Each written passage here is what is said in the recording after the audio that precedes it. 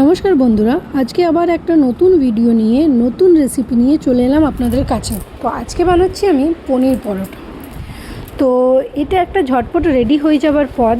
তো আপনারা নিশ্চয়ই ভিডিওটাকে দেখুন আর ট্রাই করুন একবার বানিয়ে। প্রথমেই আটাটার মধ্যে জোয়ান, নুন, একটু সাদা তেল নিয়ে ভালো করে মেখে নেব।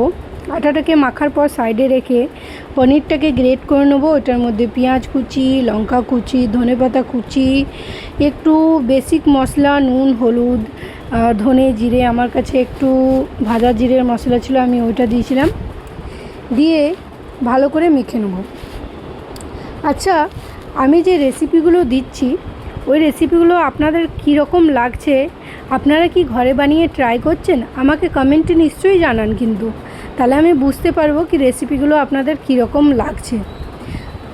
তো কমেন্ট করুন, শেয়ার করুন, অ্যান্ড একটা করে লাইক দিন, তাহলে বুঝতে পারবো ভিডিওগুলো কীরকম হচ্ছে।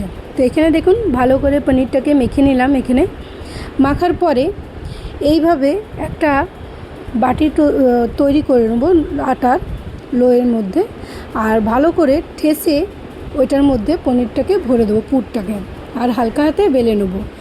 বেলার সাথে সাথে সাইডে আমি তাওয়াটাকে গরম করতে বসিয়ে দিয়েছি।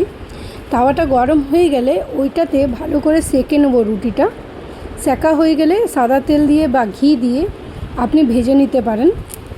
ভালো করে ভেজে নিয়ে আপনি রায়তা, চা, চাটনি, সস, আপনার যার সাথে ভালো লাগে আপনি এই পরোটাটা একবার ট্রাই করুন খেয়ে, ঠিক আছে? খুবই সুন্দর, খুবই মুখরোচক একটা খাবার। তো আমি এটার সাথে টমেটোর চাটনি বানিয়েছিলাম। টমেটোগুলোকে সিদ্ধ করে ওটার মধ্যে পেঁয়াজ কুচি, লঙ্কা কুচি, ধনেপাতা কুচি, নুন আর একটু সামান্য কাঁচা সর্ষের তেল দিয়েছিলাম, আর মেখে আমি এই পরোটার সাথে সার্ভ করেছিলাম।